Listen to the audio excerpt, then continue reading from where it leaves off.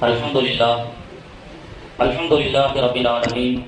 Wassalatu wassalamu ala rasulihil kareem wa ala alihi tayyibin wa ashabihi tahirin wal mu'minina wal muslimina kullihim ajma'in, amma ba'd. Qala Allah tabaraka wa ta'ala fi kalamihil qadim, a'udhu billahi minash shaitanir rajim, bismillahir rahmanir rahim. Wa atimmul hajja wal umrata lillah, sadaqallahul azim. Qala nabiyuna sallallahu alaihi wasallam, tabi'u bainal hajji wal umrah fa innahuma yanfiyanil faqr, aw kama qala alaihi wassalatu wassalam. சர்வ புகழும் அகிலத்தை படைத்து பரிபாலித்து ரச்சித்து காக்கின்ற அல்லாஹ் தஆலா ஒருவனுக்கே உரித்தாகட்டுமாக. கண்மணி நாயகம் முத்து முஹம்மது முஸ்தபா ரசூலுல்லாஹி ஸல்லல்லாஹு அலைஹி வஸல்லம் அன்னாருடைய ஷஃபாஅத்தை பெறக்கூடிய பாக்கியத்தை மறுமையிலும், அன்னாருடைய துஆவை பெறக்கூடிய பாக்கியத்தை இம்மையிலும், அன்னாரை ரவுலாவிற்கு சென்று நேருக்கு நேராக நின்று சலாம் சொல்லக்கூடிய பாக்கியத்தை இந்த உலகத்திலும் அல்லாஹ் தஆலா நமக்கும் நம்முடைய குடும்பத்தார்களுக்கும் நம்முடைய சந்ததிகளுக்கும் தந்து அருள் புரிவானாக. ஆமீன் யா ரப்பல் ஆலமீன்.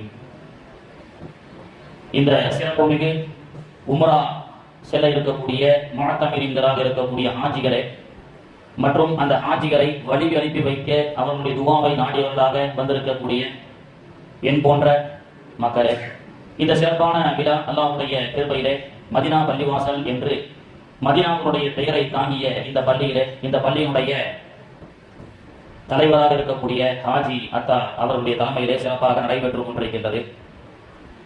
கதீஜா உம்ரா சர்வீஸ் என்ற இந்த சிறப்பான சர்வீஸை சில ஆண்டுகளாக சிறப்பான முறையிலே செய்து வரக்கூடிய இளைஞர் அப்துல்லா ஹாஜியார் அவர்களும் இங்கே வந்திருக்கின்றார்கள். ரொம்ப பண்பாளர். ஒருவரை பற்றி தெரிந்து கொள்ள வேண்டும் என்றால் அவரோடு பயணம் செய்தால் தெரிந்து கொள்ளலாம் என்று சொல்வார்கள். சென்ற ஆண்டு ஆகஸ்ட் மாதம் நான் சென்றிருக்கக்கூடிய எங்களுடைய குழுவுக்கு பக்கத்தில் அப்துல்லா ஹாஜியார் அவர்களுடைய தலைமையில் காஜா ஹசரத் அவர்களும் உம்ராவுக்கு வந்திருந்தார்கள். ரொம்ப வரக்கூடிய அந்த ஹாஜிகளிடத்திலே மன மகிழ்வோடு சிரித்த முகத்தோடு எல்லா விஷயத்திலும் அணுகக்கூடிய நல்ல பண்பாளர் தான் நம்முடைய ஹாஜி அப்துல்லா அவர்கள். அல்லாஹ் தஆலா அவருக்கு இன்னும் நீண்ட ஆயுளையும் நிறைவான செல்வத்தையும் தந்து இன்னும் ஆயிரக்கணக்கான ஹாஜிகளை உம்ராவுக்காக ஹஜ்ஜிக்காக அழைத்து செல்லக்கூடிய பாக்கியத்தை அல்லாஹ் தருவானாக. அல்லாஹ் ஆரோக்கியத்தை அவருக்கு தர வேண்டும். ரொம்ப இக்லாஸான ஒரு மனிதர். பொதுவாக ஹஜ் உம்ரா டிராவல்ஸுடைய ஓனர்கள் பார்த்தா அபவ் 40, 50 கிட்ட தான் இருக்கும் பார்க்க முடியும். ஆனால் பிலோ 35 நினைக்கிறாங்க. அவர் பிலோ 35, 40 கூட தான் இருக்கும் அவருக்கு வயசு. அல்லாஹ் அந்த இளைஞரை ரொம்ப சிறப்பான முறையில் ஹஜ்ஜிக்காக உம்ராவுக்காக அழைத்து செல்லக்கூடிய பாக்கியத்தை அல்லாஹ் கொடுத்தான். அது மட்டும் இல்லாம இந்த உம்ராவுடைய இந்த வழிகாட்டி இந்த சிறப்பான நிகழ்ச்சிக்கு காஜா ஹசரத்தே போதுமானவர்கள். ஏனென்றால் அவர்கள் எல்லாம் பல உம்ராக்கள் செய்தவர். மதீனா பள்ளிவாசலுடைய இமாம் காஜா ஹசரத் அவர்கள் பல உம்ராவிற்கு வழிகாட்டியாக சென்று கொண்டிருக்கின்றார்கள். அவர்களை விட குறைந்த உம்ராக்கள் தான் நான் செய்திருப்பேன். அவர்கள் எல்லாம் கடலிலே ஆற்றிலே குளிக்கக்கூடியவர்கள், நான் குட்டையில் குளிக்கக்கூடியவன். எனக்கு ஹசரத் நீங்க ஹாஜிகளுக்கு சில தரபியை செய்யுங்க அப்படின்னு சொன்னாலும் ஹசரத்தும் கூட வரதுனால உங்களுக்கு அது எல்லா பயான்கள் தர்தீபுகள் மசாயங்கள் எல்லாம் உங்களுக்கு இன்ஷா அல்லாஹ் அப்பப்ப சொல்லி கொடுப்பாங்க. அல்லாஹ்வுடைய கிருபையில இந்த மதீனா பள்ளிவாசல் என்ற இந்த பள்ளிவாசல் சிராஜுத்தீன் நகர், அல்லாஹ்வுடைய கிருபையில தஞ்சாவூர் வட்டாரம் இல்லை மாவட்டத்திலேயே 3 மாதத்துக்கு ஒரு முறை இது போன்று உம்ரா செய்யக்கூடிய ஹாஜிகள் இங்கிருந்து புறப்பட்டு செய்கிறார்கள். தஞ்சாவூர் மாவட்டத்திலேயே இல்லாத ஒரு தனி சிறப்பு மதீனாவுடைய பெயரை தாங்கியிருக்கின்ற காரணத்தினாலோ என்னவோ 3 மாசத்துக்கு ஒரு குழு இங்கிருந்து அல்லாஹ்வுடைய கிருபையில் உம்ராவுக்கு சிறப்பாக சென்று கொண்டிருக்கின்றார்கள். எனக்கு முன்னாடி ஹசரத் அவங்க சொன்னாங்க, உம்ராக்கெல்லாம் ஹாஜிகள் போறாங்க, வழி அனுப்புவதற்காக நீங்க எல்லாம் கொஞ்சம் இருந்து அவங்களுடைய துஆவை நாடுங்க அப்படின்னு சொன்னாங்க. அல்லாஹ் தஆலா சிலருக்கு அந்த பாக்கியத்தை கொடுத்தான். உம்ரா பாத்தீங்கன்னா 2005க்கு பிறகுதான் மக்களுக்கு மத்தியில உம்ராவுக்கு செல்ல வேண்டும், காபாவை சந்திக்க வேண்டும் என்ற விழிப்புணர்வு இருந்தது. 2003, 2004 சவுதியில நான் இருக்கும் பொழுதுதான் உம்ரா இவ்வளவு பெரிய விழிப்புணர்வு கிடையாது. சவுதியில் இருக்கக்கூடியவர்கள் செல்வார்கள். 2005க்கு பிறகுதான் பல நாடுகள் இருந்து, குறிப்பா நம்ம தமிழ்நாட்டில இருந்து இந்தியாவில இருந்து பல லட்சக்கணக்கான ஹாஜிகள் வரக்கூடிய ஒரு சூழல் இருந்து கொண்டிருக்கிறது.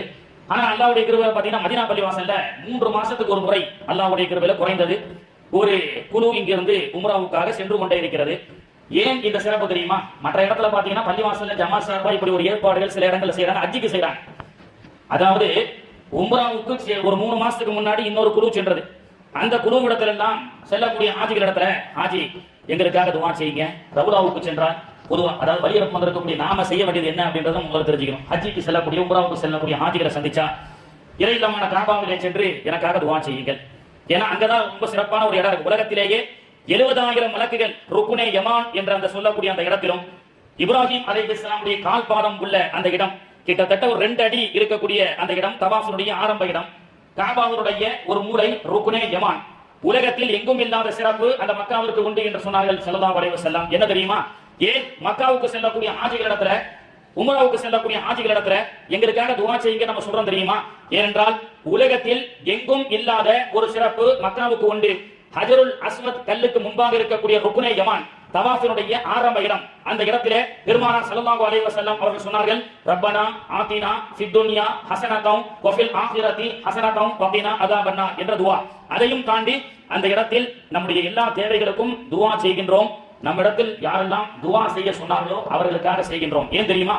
பெருமானார் அவர்கள் சொன்னார்கள், அங்கே 70,000 மலக்குகள் அந்த இடத்திலே சூழ்ந்திருக்கின்றார்கள். அந்த இடத்திலே சூழ்ந்திருக்கின்றார்கள். அந்த 70,000 மலக்குகளுடைய வேலை என்ன தெரியுமா? அங்கே வலம் வந்திருக்கக்கூடிய ஹாஜிகள் செய்யக்கூடிய துஆவுக்கு அந்த 70,000 மலக்குகளும் ஆமீன் சொல்கிறார்கள். உலகத்தில் எந்த இடத்திலும் இல்லாத சிறப்பு. நாம் செய்யக்கூடிய துஆவிற்காக, அது உலகமாக இருக்கட்டும், மறுமையுடைய தேவையாக இருக்கட்டும், எந்த துஆ செய்தாலும் அந்த துஆவுக்கு யார் ஆமீன் சொல்றது? இங்க சில பேர் நம்ம செஞ்ச துஆவுக்கு ஆமீனே சொல்றது, அது ஒரு கூட்டம். கூட்டு துஆவே கூடாதுன்னு சொல்றாங்க. சரி, மக்காவுக்கு போய் நீங்க செய்யக்கூடிய துஆவுக்கு அவங்க ஆமீன் சொல்ல வேண்டாமா? என்னங்க? அப்போ 70,000 மலக்குகள் அங்கே ஆமீன் சொல்கிறார்கள். நம்ம ஊர்ல ஹஜ்ரத் இறைவா பரக்கத்தை கொடு, ரஹ்மத்தை கொடு, நிரப்பமான வாழ்க்கையை கொடு, நீண்ட ஆயுளை கொடுன்னு ஒவ்வொரு பக்தரையும் ஹஜ்ரத் கூட்டு துஆ கேட்டா சில பேர் கூட்டு துஆ கையேந்தி துஆ செய்வதற்கு கூட வெட்கப்பட்டு கொண்டு அது கூடாது என்றும் அது ஒரு அவமானமான செயல் என்றும் துஆவே கேட்கறது இல்லை இன்னைக்கு. ஆனா ஸல்லல்லாஹு அலைஹி வஸல்லம் சொல்றாங்க, ஹாஜிகளே மலக்குகள் எல்லாம் சுன்னத் வல் ஜமாத்துடைய கொள்கையை சார்ந்தவர்கள். அவர்கள் என்ன வஹாபிகள் அல்ல. எனவே அல்லாஹ் தஆலா ஆமீன் சொல்றதுக்கு 70,000 மலக்குகளை நியமிச்சிருக்கான்னு சொன்னா, மலக்குகளே ஆமீன் சொல்றாங்கன்னு சொன்னா, ஆமீன் சொல்வது ஒரு இபாதத் என்ற அடிப்படையில் தான் அல்லாஹ் தஆலா 70,000 மலக்குகளை அங்க வச்சிருக்கான். ஆனா இங்க நம்ம சில பேர் சொல்றோம் ஆமீன் சொல்லக்கூடாது, அது ஹதீஸ்ல இல்லன்னு சொல்லிட்டு இருக்கோம். அது வேற சப்ஜெக்ட், பயான் வேற டாபிக்ல மாறிடும். அப்போ எங்கேயும் இல்லாத ஒரு சிறப்பு. 70,000 மலக்குகள் ருக்னே யமானிலே ஹஜ்ஜிக்காக சென்ற, உம்ராவுக்காக சென்ற, தவாஃபுக்காக செல்லக்கூடிய ஹாஜிகளுடைய துஆவிற்கு என்ன சொல்றாங்க? யுஅம்மினூனல் மலாயிகா, மலக்குகள் எல்லாம் ஆமீன் சொல்கிறார்கள் அப்படின்னு சொல்லப்படக்கூடிய சிறப்பான இடம். அந்த இடத்திற்கு செல்லக்கூடிய ஹாஜிகளை சந்தித்து இது போன்ற வழி அனுப்பு விழாவிலே வழி அனுப்ப வந்த நமக்கு அல்லாஹ் தௌஃபீக் செய்கின்றான். இன்று வழி அனுப்ப சில பேர் வருகிறார்கள். அடுத்த 3 மாசம் கழிச்சு அவர்கள் வழி அனுப்பி வைக்கப்படுகிறார்கள். இதுதான் நடக்கிறது. 3 மாசத்துக்கு முன்னாடி இந்த சபையில் இருக்கக்கூடிய 2ஆம் தேதி இந்த குரூப்ல உம்ராவுக்கு செல்லக்கூடிய ஹாஜிகள் முஅத்தமிரீன்கள் 3 மாசத்துக்கு முன்னாடி நடைபெற்ற மதீனா பள்ளிவாசல்ல வழி அனுப்ப வந்தார்கள். ஹாஜிகளை வழி அனுப்ப வந்தார்கள். அல்லாஹ் அவர்களுக்கு நாடித்தான்.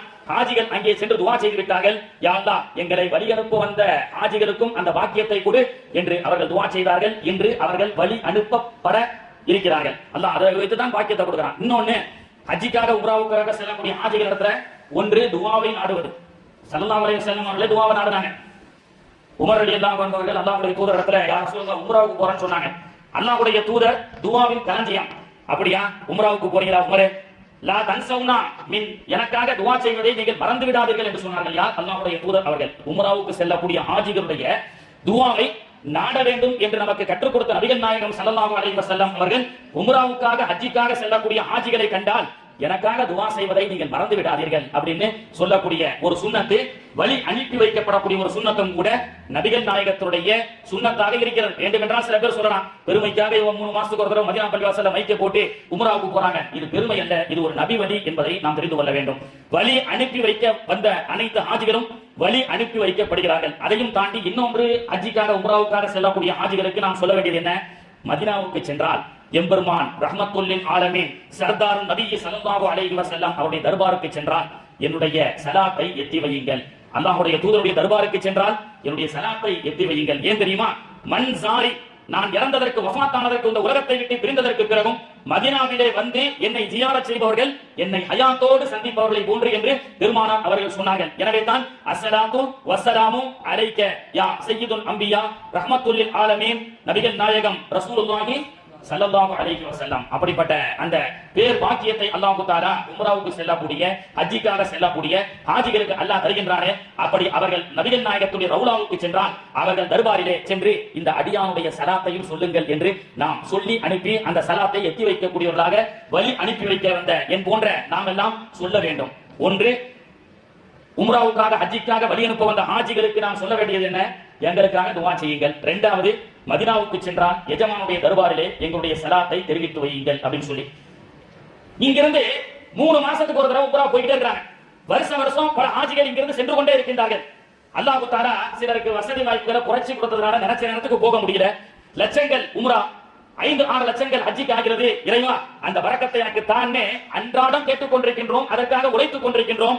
என்னுடைய தாய் தந்தைக்கு அந்த ஹஜ்ஜுடைய பாக்கியத்தை எல்லாம் கொடுக்கணும்னு பிள்ளைகள் எல்லாம் உழைத்து பாருங்கள். சொந்த வீடு கட்டுவதற்கு உழைக்கின்றீர்கள், பிள்ளைகளை நல்ல கான்வென்ட்ல படிக்க வைப்பதற்காக நீங்கள் உழைக்கின்றீர்கள்.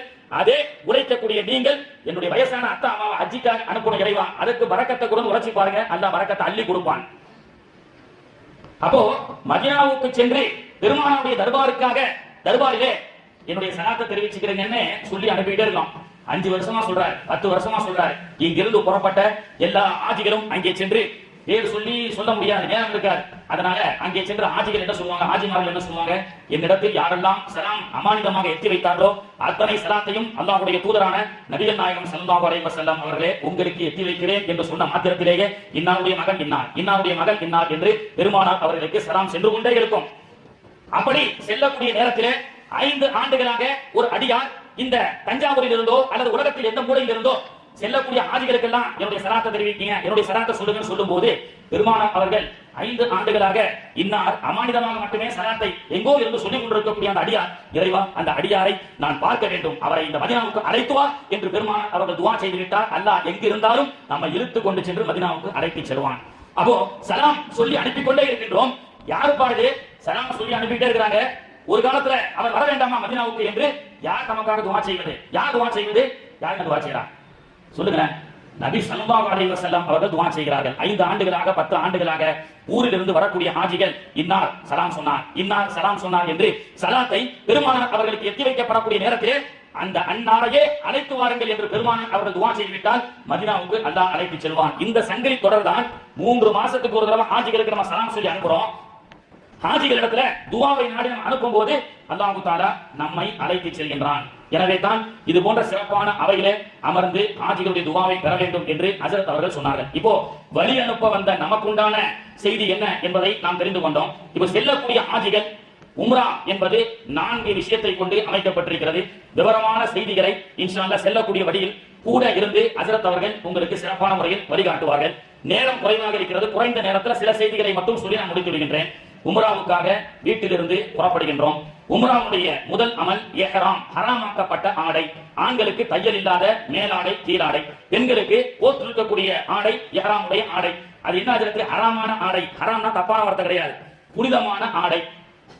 அந்த ஆடைக்குள் நாம் சென்று விட்டால், அந்த ஆடையை அணிந்து விட்டால் நமக்கு ஹலாலாக்கப்பட்ட சில விஷயங்கள் அல்லாஹ் ஹராமாக்குகின்றான். என்ன? முடி வெட்டுவது, நகம் வெட்டுவது, பிற உயிர்களை கொல்வது, இது போன்ற சில விஷயத்தை நறுமணம் பூசுவது, ஆண்களாக இருந்தால் தொப்பி அணிவது, பெண்களாக இருந்தால் முகத்தை மூடுவது, இது போன்ற சில விஷயங்கள் இஹ்ராம் அல்லாத யதார்த்த ஆடையில் ஹலால் என்று சொல்லப்பட்டது. சில விஷயங்கள் ஹராமாக்கப்படுகிறது. எனவே தான் அது இஹ்ராமுடைய ஆடை என்று சொல்லப்படும். இந்த இஹ்ராமுடைய ஆடையை அணிந்தவர்களாக நாம் செல்கின்றோம். பிளைட்ல செல்லும் பொழுது நாம் இஹ்ராம் அணிந்தவர்களாகவே ஆண்கள் எல்லாம் இங்கிருந்து செல்கிறார்கள். ஏன் தெரியுமா? கஅபாவை சுத்தி 4 மூலைகளை நாம் உம்ராவுக்காகவோ ஹஜ்ஜிக்காகவோ சென்றால் அந்த எல்லையை அடைவதற்கு முன்பு நியத் வைத்து விட வேண்டும். அந்த எல்லைக்குள்ள நம்ம போறதுக்கு முன்னாடி நியத் வைக்கணும். சரியா தெரியுது? ஏன் மீனம்பாக்கம் ஏர்போர்ட்லயே இல்ல திருச்சி ஏர்போர்ட்லயே இஹ்ராம் கட்ட சொல்றீங்க, ஜித்தால இறங்கி இஹ்ராம் கட்டிக்கலாமே அப்படின்னு நமக்கு டவுட் வரும். எல்லா பிளைட்டும் எந்த பிளைட்ல போனாலும் ஜித்தாவுக்கு போனா எலம்லம் என்ற அந்த பார்டருக்குள்ள வந்துதான் ஜித்தாவுக்குள்ள வராங்க. அப்ப பார்டருக்குள்ள நம்ம போயிடணும். பிளைட்ல போகும்போது எலம்லம் என்ற பார்டர் வரும். அதுக்கு முன்பதாகவே நமக்கு என்ன செய்வாங்க? நியத் சொல்லி கொடுப்பாங்க. அல்லாஹும்ம இன்னி உரீதுல் உம்ரத ஃபயஸ்ஸிருஹா லி ஃபதகப்பல்ஹா மின்னி என்ற துஆவை ஃளைட் போயிட்டு இருக்கும்போது இந்த 4 மீகாத் இருக்குல்ல, இந்த 4 மீகாத்துக்குள்ள ஃளைட் மேல பறந்து தான் ஜித்தாவுக்குள்ள போய் இறங்குது. சோ நாம நியத் வைக்காம ஜித்தா வரைக்கும் உள்ள போயிட்டா, நாம இஹ்ராம கட்டி நியத் வைக்காம ஜித்தாவுக்குள்ள போய் நம்ம இறங்கிட்டா நமக்கு ஒரு குற்ற பரிகாரம் ஆடு அறுக்கணும். ஏன்னா முறிஞ்சிடும். என்ன செய்யறோம்? சாதாரண ட்ரெஸ் போட்டுட்டு சும்மா கேஷுவலா போய் ஜித்தா இறங்கி அங்க போய் இஹ்ராம் கட்டிக்கலாம் பார்த்தா இஹ்ராம் அந்த மீகாத், உங்களுக்கு புரியுதா? ஃளைட் மீகாத்துக்குள்ள போய் தான் ஜித்தாவுக்கு போகுது.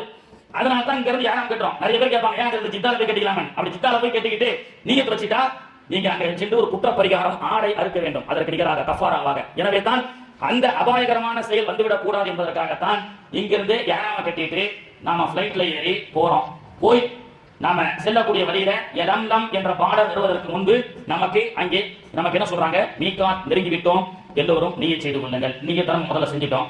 பிறகு ஜித்தாவுக்கு சென்று இறை இல்லமான காபாவுக்கு செல்கின்றோம். ரூம்ல போய் ஜாமானெல்லாம் வச்சுட்டு நம்மளை முதல் உம்ராவை வழிகாட்டியாக சிறப்பாக கூப்பிட்டு செல்வார்கள். காபத்துல்லாவை பார்க்கின்றோம்.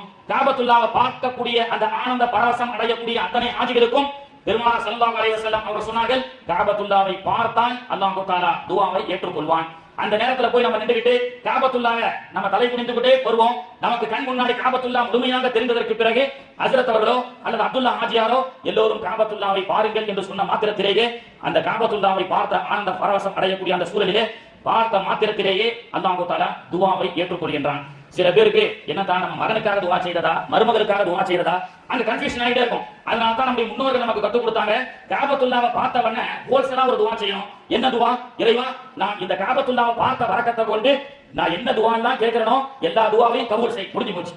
இறைவா, நான் இந்த ஹரம்ல வந்திருக்கக்கூடிய காலத்துல என்னுடைய வாழ்நாள்ல நான் கேட்கப்படக்கூடிய அத்தனை துவாவையும் நீ கபூல் செய்வாயாக என்று துவாவை நமக்கு கற்றுக் கொடுத்ததற்கு பிறகு யாருக்கெல்லாம் துவா செய்ய வேண்டுமோ அந்த காபாவை பார்த்து நாம் துவா செய்வோம். காபத்துல்லாவை 7 முறை தவாஃபாக சுத்தி வருவோம். பிறகு ஜம்சம் தண்ணீரை குடிப்போம். சஃபா மர்வாவிலே தொங்கோட்டத்தை ஓடி உம்ரா என்ற இந்த சிறிய அமலை, சுன்னத்தான அமலை முடிப்போம். அதற்குண்டான சில செயல்கள் மசாயல்கள் எல்லாம் செல்லக்கூடிய நேரத்துல உங்களுக்கு டவுட் இருந்தா ஹஜ்ரத் சொல்லி கொடுப்பாங்க. உம்ரா ஹஜ்ஜுக்கு என்ன வித்தியாசம்? உம்ரா என்று சொன்னால் இறைவனை நெருங்குதல் அப்படின்னு அர்த்தம். ஹஜ்ஜுன்னு சொன்னா இறைவனை நாடுதல் என்று அர்த்தம். ஹஜ்ஜி ஹாஜத்தே நாடு இருக்கிறேன் அப்படின்னு சொல்றோம் இல்லையா, அதுக்கு பேரு ஹஜ்ஜி. உம்ரா என்பது நெருங்குதல் அப்படின்னு அர்த்தம். உம்ராவின் மூலமாக நாம இறைவனை நெருங்கி ஹஜ் என்ற அந்த இறைவனை அடையக்கூடிய பாக்கியத்தை இறைவாத்தா என்ற அடிப்படையில் தான் உம்ரா ஹஜ்ஜை நாம் நிறைவேற்றுகின்றோம். கண்ணியத்திற்குரிய உம்ரா காபத்துல்லாவிலே ஒரு ஹஜருல் அஸ்வத் என்ற ஒரு கல் இருக்கின்றது. That is a camera, CCTV camera. அந்த ஹஜருல் அஸ்வத் என்ற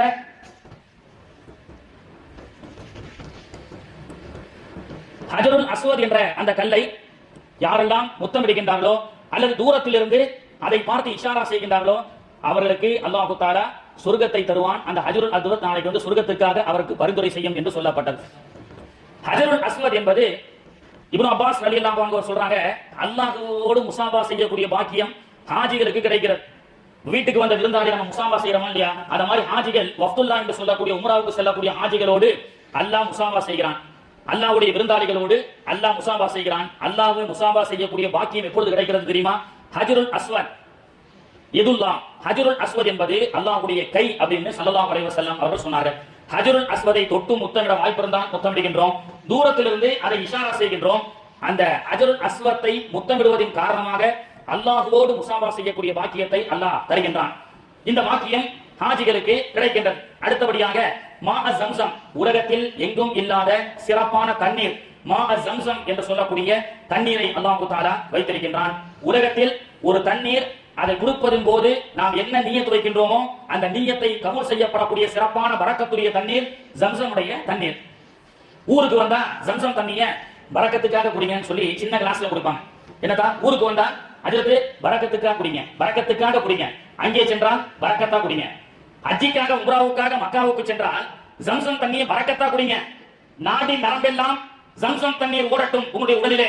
அதன் மூலமாக உள்ளத்தில் இருக்கக்கூடிய அழுக்குகளும் உடலில் இருக்கக்கூடிய நோய்களையும் அல்லாஹ் குணப்படுத்துவான். எஸ்ஆர்எம் ஹாஸ்பிடல்ல ஒரு முதியவருக்கு கண் சிகிச்சை மருத்துவ முகாமுக்காக சென்றிருக்கிறார். அவருக்கு கட்டாயம் ஆபரேஷன் பண்ணி ஆகணும், இல்லாட்டா கண் பார்வைக்கே பாதிப்பு என்று சொல்லப்பட்டது. என்றாலும் உடனே ஆபரேஷன் செய்ய முடியாது சார், சில டிராப்ஸ் எழுதி தரேன், அந்த டிராப்ஸ் கொண்டு போய் வீட்டுல போட்டு பிபி சுகர் எல்லாம் சரி பண்ணிட்டு 1 மாசம் கழிச்சு வாங்க, இமிடியேட்லி ஆபரேஷன் யுவர் ஐஸ், 2 கண்களையும் ஆபரேஷன் செய்ய வேண்டும் என்று திருச்சி எஸ்ஆர்எம் மருத்துவமனை சொல்லிவிட்டது. அந்த டிராப்ஸ் எல்லாம் அந்த பிரிஸ்கிரிப்ஷனை வாங்கிட்டு வந்துட்டு இந்த ஹாஜியார் ஓரமா வச்சுட்டு சில டிராப்ஸ் அவருடைய கண்ணில் இட்டார். 1 மாசம் கழிச்சு அந்த ஹாஜியார் போயிட்டு கண்ணை பரிசுத்தப்படுத்துறாரு, கண்ணை பரிசோதனை செய்கிறார். அப்படி பரிசோதனை செய்யும் போது டாக்டர் சொன்னாரு, எந்த ஹாஸ்பிட்டல்ல போய் ஆபரேஷன் பண்ணீங்கன்னு கேட்கிறார். இன்னும் ஆபரேஷனே பண்ணல. ஆபரேஷனுக்கு முன்னாடி ஒரு முதல் உதவியாக சில டிராப்ஸ் எழுதி கொடுத்துருக்காரு, இதெல்லாம் போட்டுட்டு சரி பண்ணிட்டு வாங்க, சுகர் பிபி எல்லாம் நார்மல் ஆயிட்டா ஆபரேஷன் செய்யலாம்னு சொல்லப்பட்டது. இவன் எந்த ஆபரேஷனும் பண்ணல, எந்த டாக்டரையும் பார்க்கல. எதையோ ஒரு டிராப்ஸ் போட்டுட்டு 1 மாசம் இருந்துட்டு அவர் ஹாஸ்பிட்டலுக்கு போறாரு. அங்கே சென்று கண்ணம் பரிசோதனை செஞ்ச டாக்டர் சொன்னாரு, வாட்டிய மெடிக்கல் மிராக்கல், எந்த ஹாஸ்பிட்டல்ல சார் நீங்க ஆபரேஷன் செஞ்சீங்க? ஏன்னா கல் ரொம்ப நல்லா இருக்கு. இல்லைங்க நான் ஆபரேஷன் பண்ணல. அவருக்கு ரொம்ப ஆச்சரியம், சரிங்க ஆபரேஷன் தேவைன்னு எழுதி கொடுத்துட்டார். ஆட்டோல அந்த ஆஜியார் தன்னுடைய மனைவியோட வரும்பொழுது சொன்னாரா, டாக்டர் ஒரு பெரிய ஆச்சரியம் இல்ல, போன மாசம் ஆபரேஷன் பண்ணணும்னு சொன்னாரு, இப்ப கண்ணை செக் பண்ணிட்டு எந்த ஹாஸ்பிட்டல் ஆபரேஷன் பண்ணீங்க, கல் ரொம்ப நல்லா இருக்குன்னு சொல்றாரு. ஆமாங்க ரொம்ப ஆச்சரியம் சொல்லி அந்த அம்மா சொல்ல, அப்பதான் அந்த ஆஜியார் சொன்னாரா, ஒரு மாசமா டாக்டர் எழுதி கொடுத்த பிரிஸ்கிரிப்ஷன்ல உள்ள அந்த டிராப்ஸ் நான் கண்ணில் விட்டேன்னு நீங்க நினைச்சிட்டு இருக்கீங்க, தப்பு.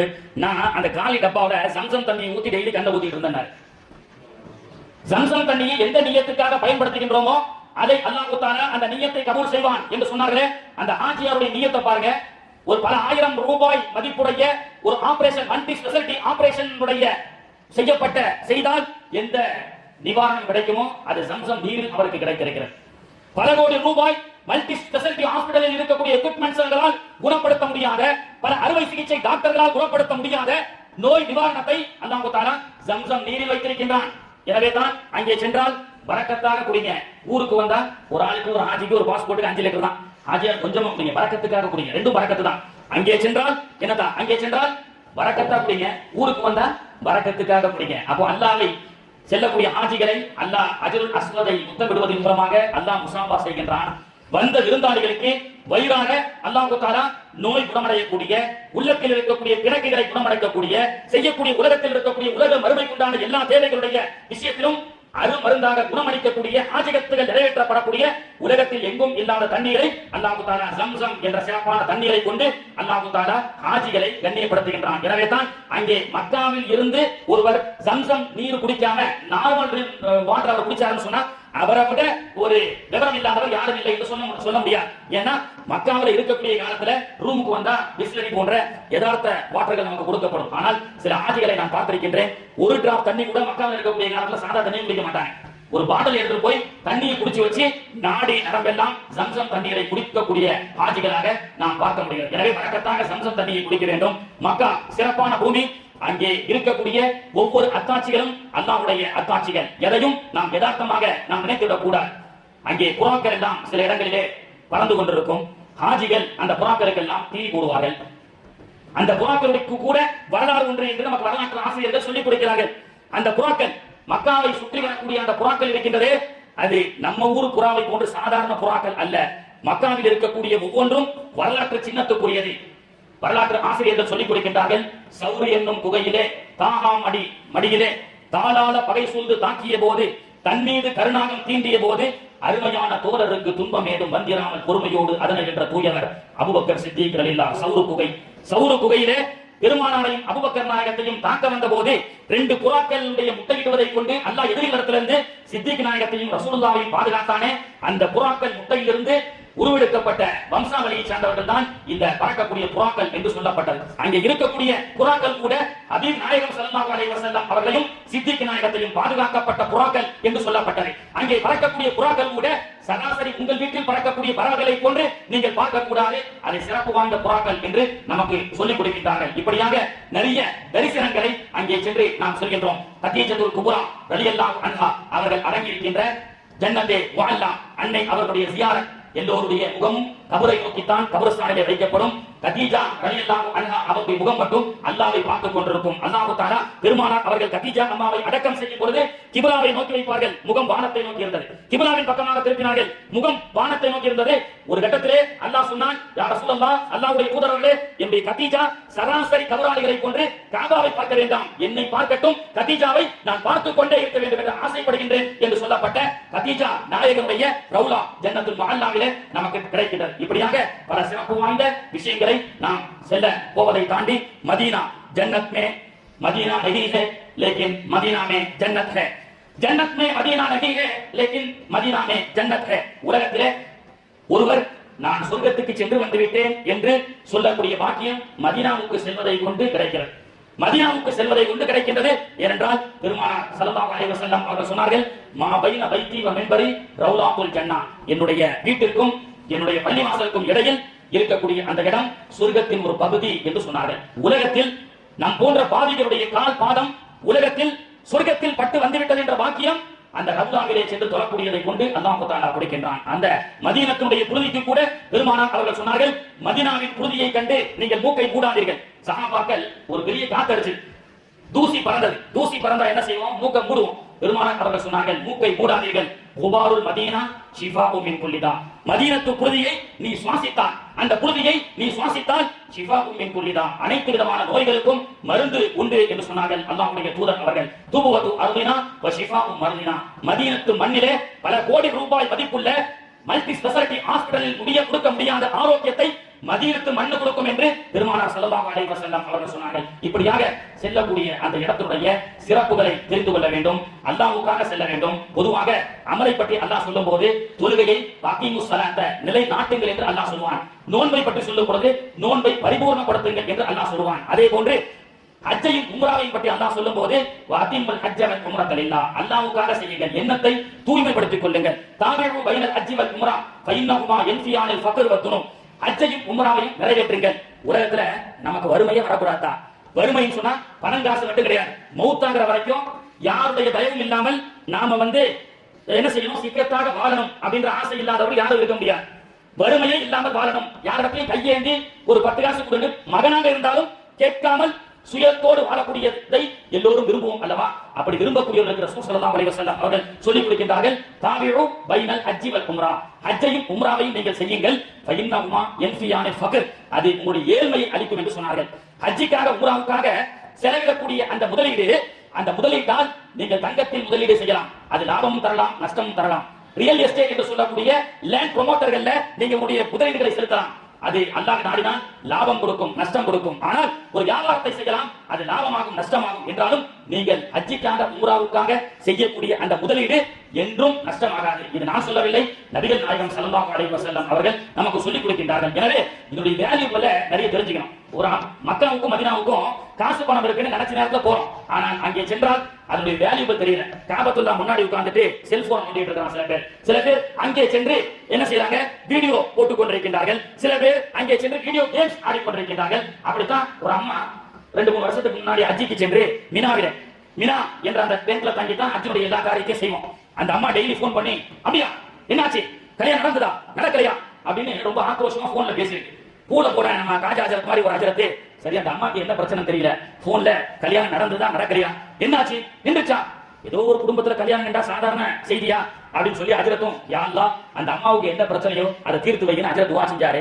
கூட வந்து அம்மா கிட்ட கேட்டாரு, அந்த அம்மா டெய்லி போன்ல ஊருக்கு போன் பண்ணி ரொம்ப அப்படியா நடந்ததா இல்லையான்னு ஏதோ ஒரு பிரச்சனையை பத்தி பேசுறாங்களாமா. அந்த அம்மாவுக்கு என்ன பிரச்சனை கேட்கும் போது, ஹஜரத்து அது குடும்ப பிரச்சனை கிடையாது ஹஜரத்து, செம்பருத்தி சீரியல் நாடகம், அதுல இன்னைக்கு என்ன எபிசோடு என்ன ஓடி இருக்குன்னு சொல்லி எங்க உட்கார்ந்து பேசணும்மா, மினாவுல உட்கார்ந்து பேசிட்டு இருக்காங்க செம்பருத்தி சீரியலை பத்தி. அப்ப என்ன காசு இருக்குன்னு அங்க போயிட்டோம், அதோட அருமை நமக்கு தெரியவதில்லை. மக்காவுக்கு சென்றால் ஒண்ணு அமெரிக்காவுக்கு போங்க, ஜெர்மனிக்கு போங்க, இத்தாலி போங்க, உலகத்தில் எங்க வேண்டுமானாலும் செல்லுங்கள். தஞ்சாவூர்ல இருங்க, ஒரு சுப்ஹானல்லாஹ் சொன்னா எத்தனை சுப்ஹானல்லாஹ் தான், எத்தனை சுப்ஹானல்லாஹ், ஒன்னு சொன்னா ஒன்றுதான். ஆனால் மக்கா என்ற அந்த சிறப்பான பூமியில இருந்து ஒரு சுப்ஹானல்லாஹ் சொன்னா எத்தனை, 1,00,000 சுப்ஹானல்லாஹ். உலகத்தில் எந்த டாலருக்கும் எந்த திருகமுக்கும் இல்லாத மதிப்பை அல்லாஹ் மக்காவில் கொடுத்திருக்கின்றான். அந்த விவரம் எல்லாம் நமக்கு தெரியறதில்ல. வீட்டுல மாப்பிள பாக்குறோம், பாகிஸ்தான்ல ஒருத்தர் வேலை செய்யறாரு, துபாயில ஒருத்தருக்கு 1000 ரூபாய் சம்பளம், சவுதியில ஒருத்தருக்கு 1000 ரூபாய் சம்பளம், துபாயில 1000 ரூபாய் சம்பளம், குவைத்ல 1000 ரூபாய் சம்பளம் சொன்னா நம்ம அம்மாவுக்கு தெரியுது, ஹஜ்ரத் குவைத்ல 1000 ரூபாய் சம்பளம் வாங்குற மாப்பிளை பாருங்க, ஏன்னா அதுதான் தினார், 1க்கு 300. விவரம் தெரியுதா இல்லையா? சவுதி வேலை ஹஜ்ரத் 1க்கு 23 தான். குவைத்ல 1000 ரூபாய் வாங்குற மாப்பிளை பாருங்க, ஏன்னா அதுதான் 1க்கு 300. புருணை அதுவும் வேல்யூபிள் அதிகம்னு நம்ம தாய்மார்களுக்கும் தெரியுது, நமக்கு தெரியுது. ஆனால் அங்கே மக்காவுக்கு சென்று டீ சாப்பிட போனா எவ்வளவு டீ தான், 3 ரியால் சராசரியா இருக்கான். ஹஜ்ரத் எம்புட்டு ஹஜ்ரத் சொல்றான், ஒண்ணும் விளங்க மாட்டாங்க, இல்லமா 3 ரியால்னு சொல்றான்.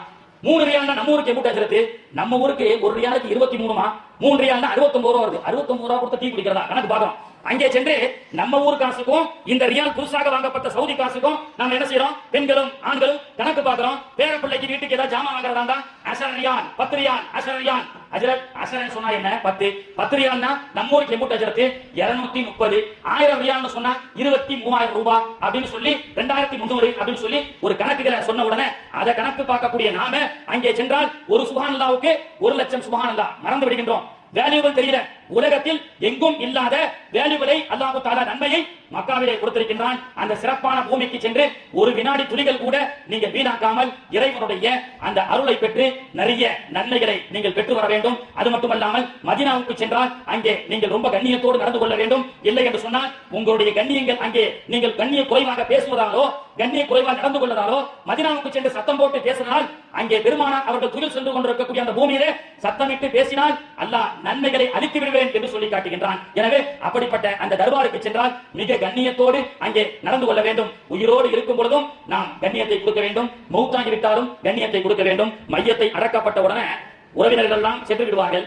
மையத்தை மலக்குகள் வந்து உட்கார வைப்பார்கள். ஹதீஸ்ல அப்படிதான் வருது. கேள்வி கணக்கு கேட்கறதுக்கு முன்னாடி மையத்தை உட்கார வைக்கப்படும். ஏன் படுத்துக்கிட்டே கேள்வி கேட்டா சொல்ல மாட்டாங்களா? மையத்தை அடக்கம் செஞ்சு விட்டு எல்லாரும் போன உடனே மையத்தை உட்கார வைக்கப்படும். இஜ்ரிசானிஹி, பிறகு 2 மலக்குகள் வருவார்கள், உட்கார வைக்கப்படும். ஏன் உட்கார வைக்கப்படும்? மையத்தை படுக்க வைத்து விட்டு கேள்வி கணக்கு கேட்டால் மையத்தால் சொல்ல முடியாதா? இல்லை இல்லை, ஓ மையத்தே, கபரிலே எழுந்திருச்சி அமர்ந்து கொள், மரியாதை இல்லாமல் படுத்துக் கொண்டிருக்காதே. ஏன் தெரியுமா? ஈரோலக சர்தார் நபிகள் நாயகம் ரசூலுல்லாஹி ஸல்லல்லாஹு அலைஹி வஸல்லம் அவர்கள் உன்னுடைய கபருக்கு காட்சி அளிக்க வருகிறார்கள் என்று சொல்லப்பட்டது. உலகத்திலே அஸ்ஸலாமு அலைக்க அய்யுகன் நபியு வ ரஹ்மத்துல்லாஹி பரகாத்துஹு அஸ்ஸலாமு அலைனா வ அலா இபாதில்லாஹி ஸாலிஹின் என்று தொழுகையிலும், அங்கே மதீனாவுக்கு சென்று அஸ்ஸலாத்து வஸ்ஸலாமு அலைக்க யா ரசூலல்லாஹ் என்று மரியாதையோடு எந்த ஜீவன்கள் எல்லாம் சொன்னதோ அந்த ஜீவன்கள் மரணித்ததற்கு பிறகும் உட்கார்ந்த பிறகு பெருமானார் அவர்கள் வருவார்கள். அங்கே அஸ்ஸலாத்து வஸ்ஸலாமு அலைக்க யா ரசூலல்லாஹ் என்று அந்த ஸலாத்தையும் ஸலாமையும் சொல்லக்கூடிய வாக்கியத்தை அல்லாஹ் தரணும். உயிரோடு வாழும் பொழுதும் நபிகளாரை கண்ணியப்படுத்துவதை தாண்டி அல்லாஹ் மௌத்தானதற்கு பிறகும் கபரிலே நபிகள் நாயகத்தை கண்ணியப்படுத்த சொல்லி சொன்னார் என்று சொன்னால் நாம் கண்ணியமாக மதீனாவிலே நடந்து கொள்ள வேண்டும். அல்லாஹ் தஆலா அத்தகைய சிறப்பான மக்காவுக்கும் மதீனாவுக்கும் செல்லக்கூடிய ஹாஜிகள் எல்லா வகையிலும் மபரூரான உம்ராவாக மக்பூலான உம்ராவாக செய்துவிட்டு தாயகம் திரும்ப வேண்டும். செல்லக்கூடிய இந்த ஹாஜிகளுக்கு அல்லாஹ் தஆலா எல்லா வகையிலும் ஆஃபியத்தை தந்து ஆர்வத்தை தந்து சிறப்பான முறையில் அவர்கள் அமல் செய்யக்கூடிய பாக்கியத்தை அல்லாஹ் தஆலா தந்து அருள் புரிவானாக. இந்த உம்ரா என்ற இந்த பயணத்தினுடைய பரக்கத்தை கொண்டு இங்கே அமர்ந்திருக்கக்கூடிய அனைவர்களுக்கும், இந்த பயானை செறிவிட்டுக் கொண்டிருக்கக்கூடிய நல்ல உள்ளங்களுக்கும் உம்ராவுடைய ஹஜ்ஜுடைய பாக்கியத்தை அல்லாஹ் தஆலா தந்து அருள் புரிய வேண்டும் என்று ஏக இறைவனிடத்திலே நான் துஆ செய்து கொண்டு வாய்ப்பளித்ததற்கு நன்றி கூறி விடைபெறுகிறேன். வாஹிரு தஅவானா அல்ஹம்துலில்லாஹி ரப்பில் ஆலமீன். அஸ்ஸலாமு அலைக்கும் வரஹ்மத்துல்லாஹி வ பரகாத்துஹு.